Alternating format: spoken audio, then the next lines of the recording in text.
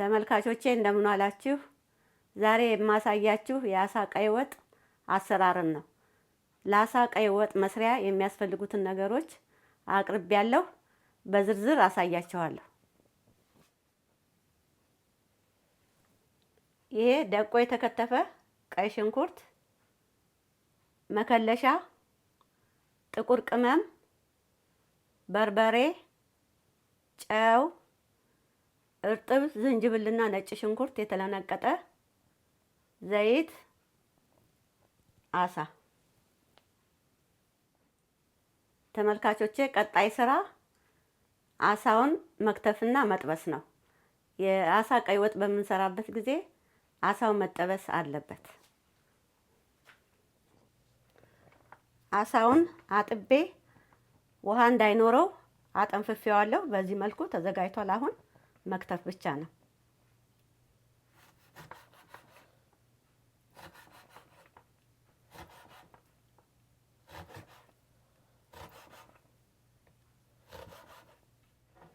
ይኸውላችሁ አሁን እንደዚህ አድርጌ ነው የከተፍኩት። መጀመሪያ እንደተፈለገ መክተፍ ይቻላል። አሁን ይሄኛው ትልቅ ስለሚሆን አነስ አነስ አደርገዋለሁ ማለት ነው። ሁሉንም እንደዚህ አድርጌ ነው የማከትፈው። አሁን ይሄ ረጅም ነው፣ 3 ቦታ ከፍትፈዋለሁ ማለት ነው።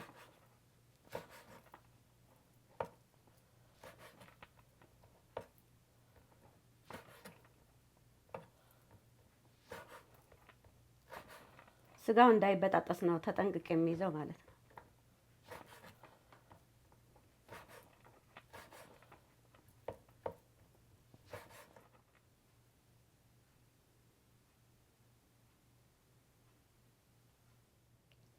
አሁን መጥበሻው መጋል አለበት፣ እንደገና በዘይት መቀባት አለበት ማለት ነው።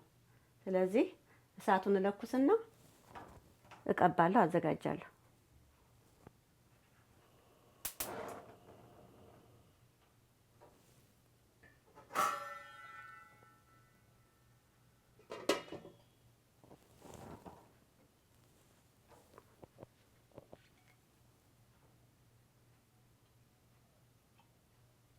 ትንሽ ይበቃዋል።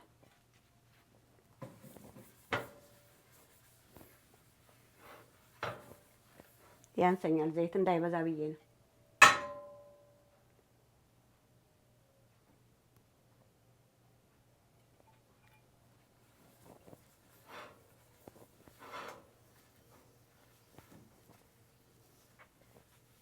ሁሉንም አዳርሼ እቀባለሁ። ይሄ ለምንድን ነው የሚሆነው? እንዳይዝብኝ።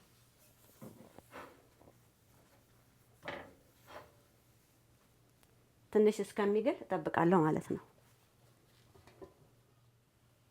አሁን መጥበሻው በመጠኑ ግሏል። የአሳውን ስጋ እጨምራለሁ።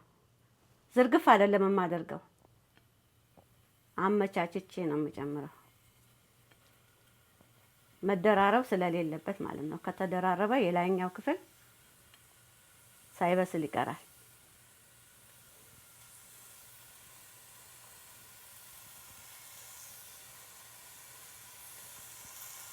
ድሮ ይሄ የአሳ ወጥ ሲሰራ ሀገራችን በቡና ብረት ምጣድ ነው የሚጠበሰው። ልክ እንደ ጠላንኩሮ ያነኩሩታል። እንደውም ድቅቅ ይላል እሳት ሲነካው ማለት ነው። ትዝ ይለኛል። ግማሹ ይደቃል፣ ግማሹ ደግሞ ትንሽ ጠንከር ያለ ይወጣል። እና ቢደቅም ችግር የለውም፣ ቅርጹን ባይዝ ማለት ነው።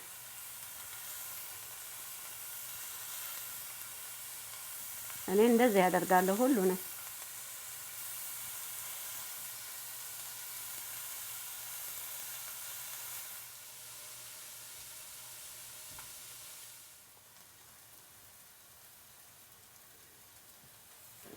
ይኸውላችሁ አሁን እንደዚህ ምጥጥ ብሏል።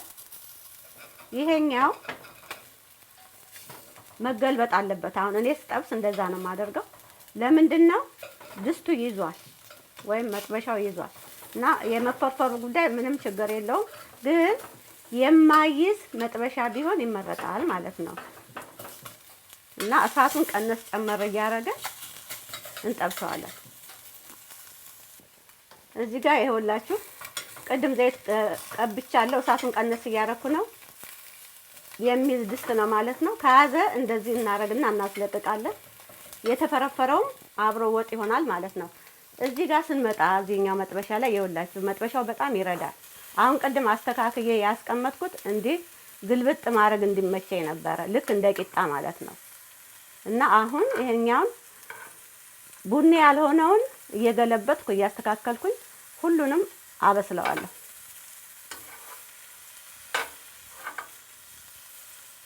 ይሄ አንዴ ከተገለበጠ ጠፈስ ብሏል። እንደ ልቤ እንዲማማሰል ይችላል ማለት ነው። እያንዳንዱ ደግሞ ግልብጥ አደርገዋለሁ ቡኒ እንዲሆን ማለት ነው።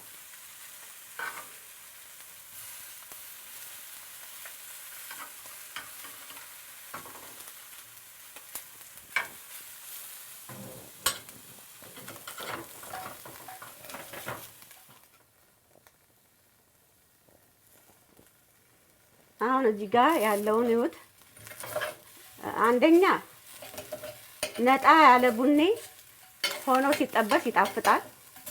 ሌላው የአጠባበቱ ወይም ያነኳኮሩ ጉዳይ አገራችን ያው በብረት ምጣድ ነው የሚጠበሰው ወይም የሚነኮረው። በሚነኮርበት ጊዜ ግማሹ ትልቅ ይሆናል፣ ያልሟሸሸው ያልፈረሰው፣ የፈረሰውም ደግሞ ምንም ችግር የለውም አብሮ ነው የሚሰራው ማለት ነው። አሁን ያኛው መጥበሻ የረዳው ምንድነው የማጣበቅ ችሎታ የለውም። ስለዚህ እንደዚህ አይነት እቃ ቆንጆ ነው ማለት ነው። ይሄም ቢሆን ምንም ችግር የለውም። ዋናው ትንሽ እንደ ቆንጆ ቡኒ ሆኖ መጠበስ መቻል አለበት ለቃናው ማለት ነው። እና ይሄ ነው። አሁን ይሄንን ቀስ ብዬ ብድግ እያረኩኝ አገለባብጠዋለሁ። ያኛውንም እንደዛው ማለት ነው። ጊዜ ይወስዳል፣ ወዲያው ድርስ የሚል አይደለም። እሳቱን ቀነስ ጨመር እንዳያር ማለት ነው። እና በዛ መልኩ እንጠብሰዋለን። ለወጥ የሚሰራ አሳ በዱቄት አይጠበስም። በዱቄት አሳን ስንጠብስ እንደዚህ አይፈራርስም። ስለዚህ ለወጥ ስለሆነ ግን ዱቄት ጨምረን አንጠብስም። በዚህ መልኩ ነው የምንጠብሰው ማለት ነው። አሁን አሳው ተጠብሶ ተዘጋጅቷል። ሽንኩርቱን አቁላላለሁ።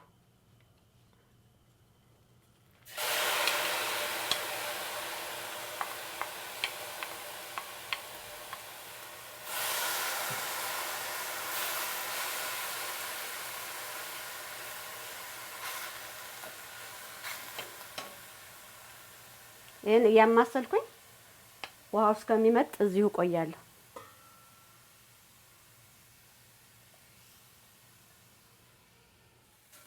ይኸውላችሁ አሁን ምጥጥ አድርጓል። ከዚህ ቀጥሎ ማቁላያ ሽንኩርት ወይም ምጥን ሽንኩርት የሚሉት ቢኖረኝ ኖሮ እንደዚህ ከፈት አደርግና ያልተቆላ ከሆነ እዚህ ጋር አድርጌ አጋም እስከምትመስል ጥብስ አረግና አብሬ ከሽንኩርቱ ጋር አቁላላ ነበረ። አሁን ያ የለም። ቀጥሎ የምጨምረው ዘይትና ነጭ ሽንኩርት ነው። አሁን ነጭ ሽንኩርቱን እጨምራለሁ።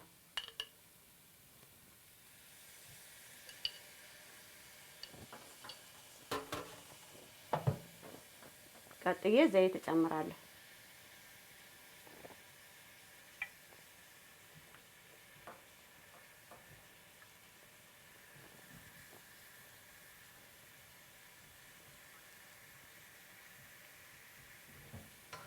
እያየሁ አስተካክላለሁ። አሁን አማስልና ጥብስ አደርጋለሁ ማለት ነው። እሳቴን ቀንሼ እንደ ዶሮ መሰራት አለበት። ስለዚህ ሽንኩርቱ ጥብስ ማለት አለባት። የሽንኩርቱ መጠበስ ነው የሚያጣፍጠው። ቲማቲም መጨመር የሚፈልግ የተቆላላ ቲማቲም፣ ቀይ ቲማቲም ለመልክ መጨመር ይቻላል። አሁን የፈለገ ማለት ነው። ካልሆነም የተፈጨውን አብሮ ከዚህ ሽንኩርት ጋር መጥበስ ይቻላል።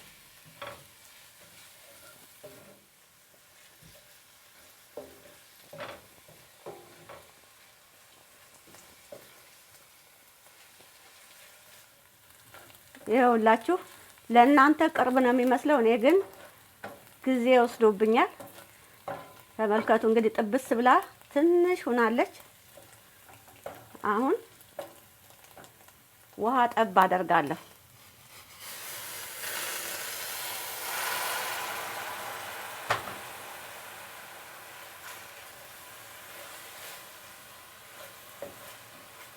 ቀጥዬ በርበሬ ነው የምጨምረው።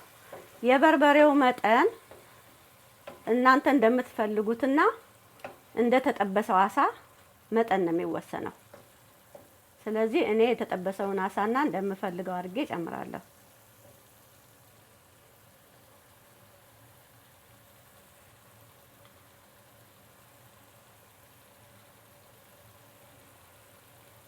እስቲ ላማስልና ደግሞ አያለሁ።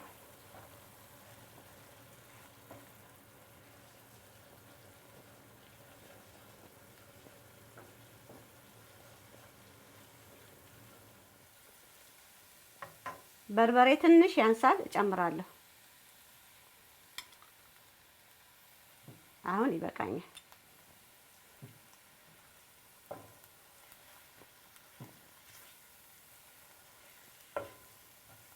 በርበሬው ብትን ማለት ስለሌለበት ነው። ወደዚህ ከመጣ ሊቃጠል ይችላል። ግሏል፣ ድስቱ ደረቅ ነው። ስለዚህ እንጠነቀቃለን። አሁን ጥቁር ቅመም ትንሽ እጨምራለሁ። በርበሬው ቅመም ስላለው እንዳይበዛበት ትንሽ መጨመር አለብኝ ማለት ነው። ጥቁር ቅመሙን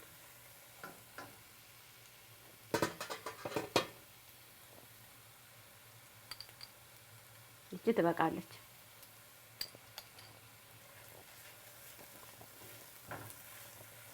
እንደገና ነጭ ሽንኩርት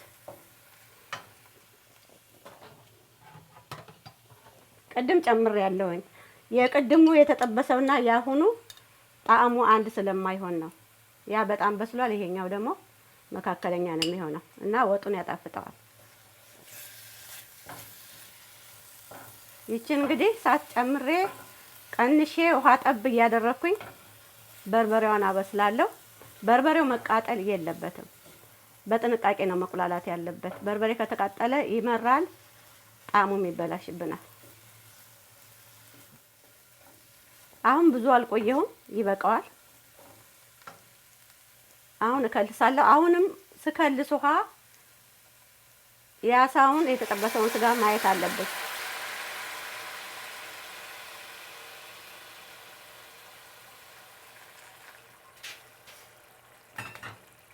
ላማስልና መቅጠንና መወፈሩን መብቃቱን አያለሁ።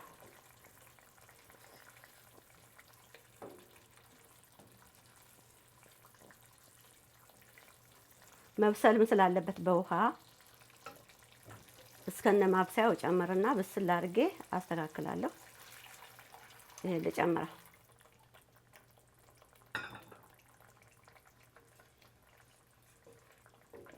አሁን በቂ ነው።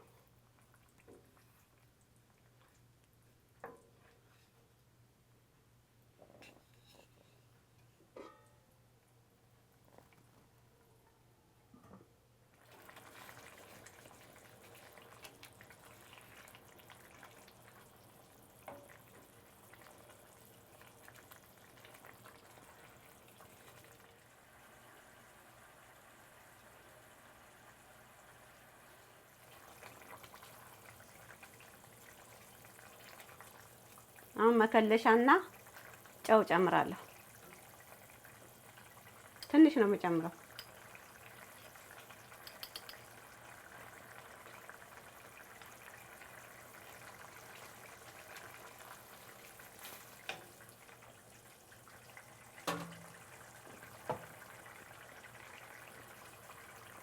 ጨው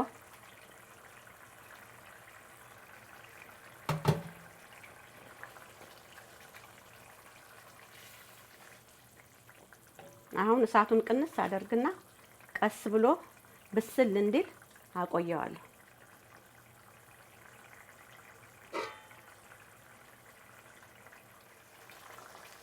አሁን ደርሷል። ውፍረቱም ቆንጆ ነው፣ በቂው ነው። አሁን የተጠበሰውን አሳ ጨምራለሁ ማለት ነው።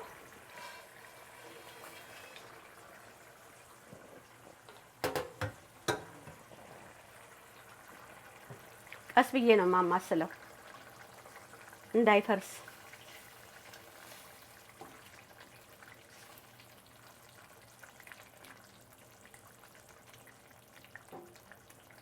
ይህን እሳቴን ቀነስ አደርግና ከ4 እስከ 5 ደቂቃ እንዲበስል አቆየዋለሁ።